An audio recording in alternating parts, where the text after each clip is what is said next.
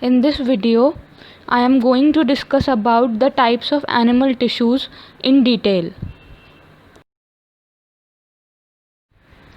As you can see, animal tissues is an umbrella term under which muscle tissue, connective tissue and epithelial tissue come. I will be mentioning the types of each one of these tissues.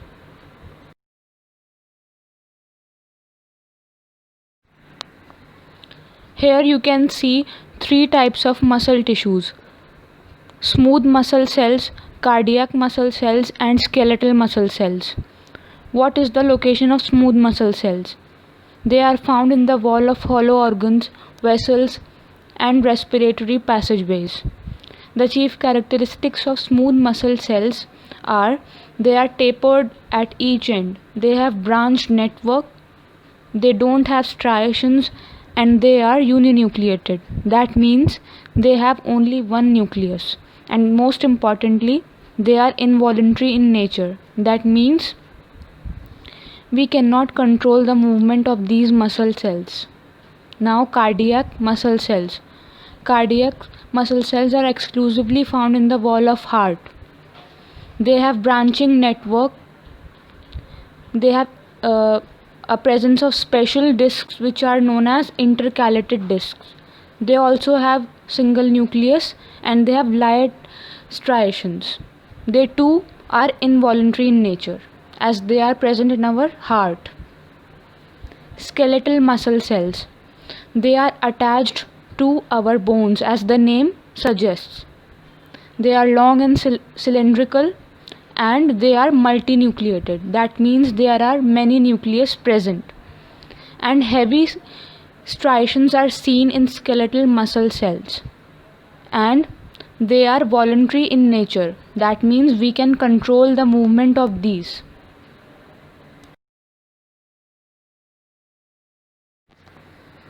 Here you can see types of connective tissues: dense connective tissue, adipose tissue, areolar tissue, bone, which is also a connective tissue, and blood. The first type of connective tissue is loose connective tissue. These are present all over the body where support and elasticity both are needed. Blood vessels, nerves and muscles all have a loose connective tissue wrapping. The fibers and cells are loosely arranged in the semi-fluid matrix. As the name suggests, loose connective tissue, therefore the fibers and cells are loosely arranged, and these are found between many organs as a filling and act as a shock absorber. That means it absorbs unwanted jerks and vibrations, and it also acts as a reservoir for salt and fluid. Now, loose connective tissue is further bifurcated into two categories: areolar tissue and adipose tissue. Areolar tissue, it is present under the skin and it supports epithelium, which is another type of connective tissue. It contains randomly distributed fibers, fibroblasts, mast cells and macrophages. It supports the organs present in the abdominal cavity, fills the space between muscle fibers, and it wraps around blood and lymph vessels to protect them. The other kind, which is adipose tissue, they are present under the skin and it exclusively stores fat. Hence, it acts as a shock absorber and also it maintains constant body temperature in colder environments. The second type of connective tissue is the dense connective tissue, and as the name suggests, in this the fibroblast cells and fibers are compactly packed, and their main function is to support and transmit mechanical forces. It is too bifurcated into two categories: dense regular tissues and dense irregular tissues. In dense regular tissue, the orientation of fibers are regular.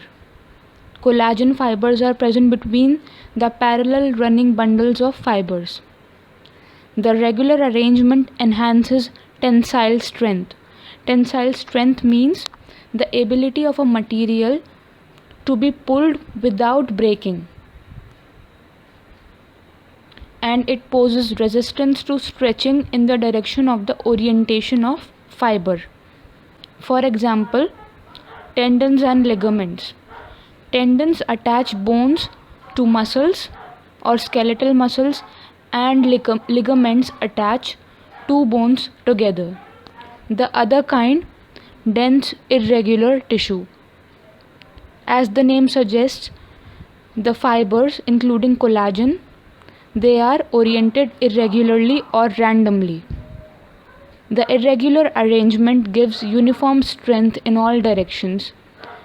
Fibers may form a mesh-like network, and this type of tissue is present in the dermis of the skin.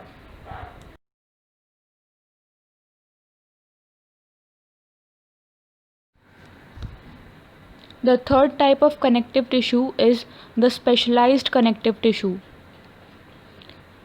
Specialized connective tissues are further bifurcated into 4 categories. I will be discussing each one of them one by one. First one is cartilage.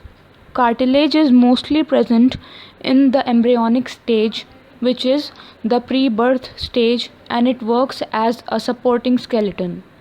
In humans, cartilage is present between the bones of the vertebral column in the external ear, that is, the pinna, nose, and hands. It has elasticity, but it is firm too. They lack nerves, blood, and lymph vessels. The second specialized connective tissue is bone. Bone is the hardest connective tissue, and it helps in maintaining the shape and posture of the body. It protects internal organs too. They are rich in collagen fibers and calcium, which provide strength to the bones.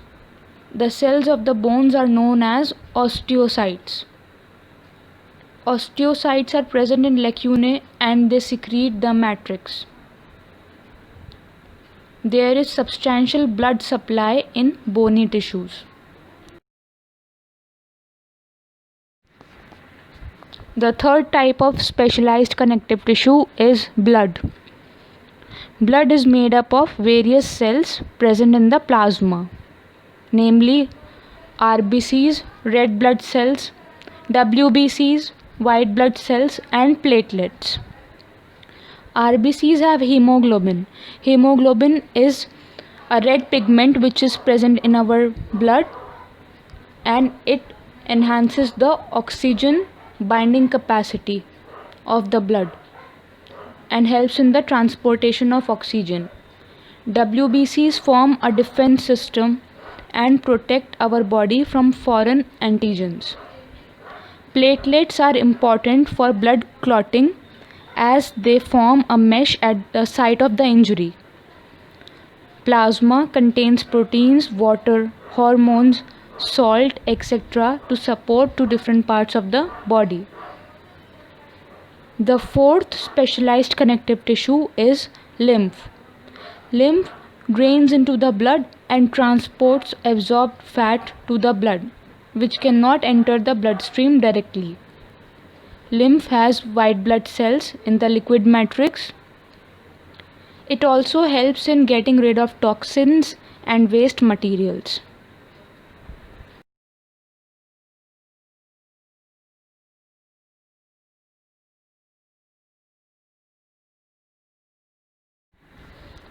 In this slide, you can see various types of epithelial tissues.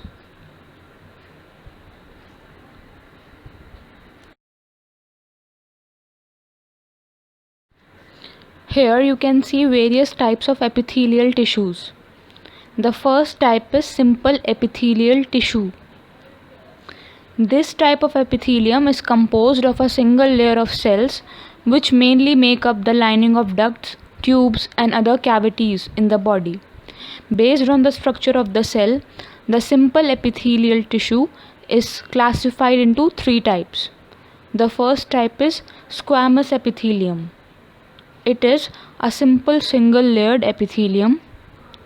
Structurally, it is made up of flat cells with irregular boundaries, as you can see in the previous slide, and it forms linings of blood vessels and alveoli, which is the unit of exchange of gases in lungs. The second type is cuboidal epithelium. As the name suggests, this tissue is made up of cube-shaped cells, and it forms the lining of kidney tubules and ducts of salivary glands. Here you can see the third type, which is columnar epithelium. Columnar epithelium is composed of tall, slender, and column-shaped cells. It forms the lining of stomach and intestine. In some organs, cuboidal and columnar epithelial cells may have cilia, which is tiny hair-like organelle or structure present on the outer surface of the cell, which is called ciliated epithelium. It helps in the directional movement of materials along the hollow organs like the respiratory tract. The cuboidal or columnar epithelia, which are specialized in secretions, are called glandular epithelium, which includes the exocrine, that is, those glands that have ducts, and endocrine glands, that is, ductless glands. Compound epithelial tissue. The compound epithelium is a multi-layered tissue, that is, 2 or more layers of cells are involved. The key function of compound epithelium is protection, and it has a limited role in secretion. For example, our skin is a compound epithelium, and it acts as a barrier against chemical and mechanical stresses. That's all for today. Thank you.